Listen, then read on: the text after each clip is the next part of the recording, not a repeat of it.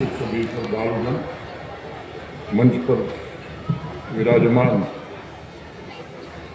प्रख्यात कथावाचिका पूज्य लक्ष्मी प्रिया जी, आदरणीय उमाशंकर राय जी, हमारे घनिष्ठ मित्र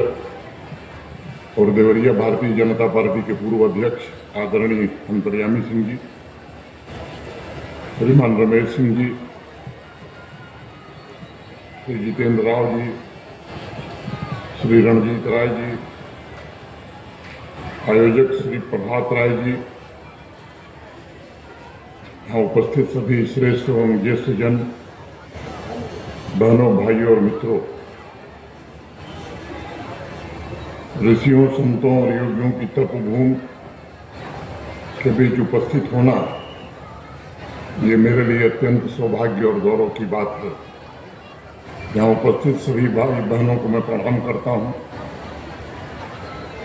मैं श्री लक्ष्मी नारायण मंदिर के निर्माण एवं विग्रह प्राण प्रतिष्ठा के लिए श्री उमाशंकर राय जी, श्री प्रभात कुमार राय जी और उनके परिवार के सभी सदस्यों को बहुत बहुत बधाई और शुभकामनाएं भी देता हूँ। मुझे लगता है कि आज पूज्य त्यागी जी महाराज का सपना साकार हुआ है और जिस संकल्प के साथ उमाशंकर राय जी, प्रभात राय जी और उनके परिजनों ने प्राचीन मां गंडक नदी के किनारे आध्यात्मिक धरोहर को सहेजने और उसे पुनर्जीवित करने का काम शुरू किया था, उसका साक्षात स्वरूप हम सब ने आज यहाँ देखा है। इतिहास में या प्राचीन काल में देवरिया की इस पवित्र भूमि को देवारण्य या देवपुरिया भी कहा जाता था और अनेक पौराणिक कथाओं के अनुसार देवरिया की उत्पत्ति त्रेता युग में मानी जाती है तथा इसकी चर्चा प्राचीन सांस्कृतिक एवं आध्यात्मिक विरासत के एक अनमोल खजाने के रूप में भी होती रही। ऐसी मान्यता है कि प्रभु श्री राम ने 14 वर्ष के वनवास के दौरान यहाँ भी कदम रखा था और यह बृहत्तर कोसल साम्राज्य का एक अत्यंत महत्वपूर्ण अंग हुआ करता था। ऐसे पवित्र ऐतिहासिक क्षेत्र में आज महायज्ञ और प्राण प्रतिष्ठा का कार्यक्रम मुझे लगता है किसी औपचारिक समारोह से परे है। मैं मानता हूँ यह एक सभ्यतागत पुनर्जागरण और उन मूल्यों की पुनः प्राप्ति है जो हमारी अस्मिता को, हमारी पहचान को परिभाषित करते हैं। आज महायज्ञ में दी गई आहुति इस बात का भी प्रतीक है कि सनातन संस्कृति फिर से पूरे देश में उठ खड़ी हुई है और उसके शाश्वत मूल्य अस्तित्व के केंद्र में अपना स्थान पुनः ग्रहण करने लगे। हमारी संस्कृति में प्रार्थना भी की गई, लक्ष्मी नारायणम देव शंख चक्र गदाधरम पीतांबर धर्म विष्णु वंदे सर्वजगतपति।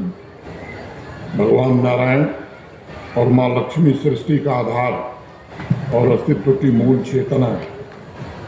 उनका आशीर्वाद जीवन के केंद्र में पवित्रता को जन्म देता है और हम सभी की उपलब्धियों को अस्थायी भी बनाता है।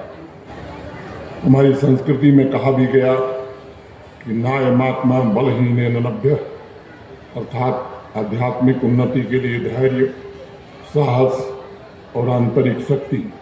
ये बड़ी आवश्यक होती है और हमारी सनातन संस्कृति, हमारा इतिहास इस बात का साक्षी है कि हमारे पूर्वजों ने सदैव आंतरिक शक्ति के द्वारा आध्यात्मिक जड़ों को मजबूत करने का काम किया। यही कारण है कि शताब्दियों के आक्रमण और आक्रांताओं के योजनाबद्ध लूट के बावजूद भारत की सनातन संस्कृति फलती फूलती रही, समाज को और सशक्त बनाया और मानवता के कल्याण के लक्ष्य के साथ साथ भारत भी आगे बढ़ता रहा। अगर आप विचार करेंगे तो मुझे लगता है कि मेरी राय से सहमत होंगे कि पिछले 10-11 वर्षों में भारत के माननीय प्रधानमंत्री आदरणीय श्री नरेंद्र मोदी जी के नेतृत्व में एक आध्यात्मिक पुनर्जागरण का नया कालखंड देश में शुरू हुआ है। अब भारत केवल आर्थिक उन्नति की कहानी नहीं लिख रहा, बल्कि वह सभ्यतागत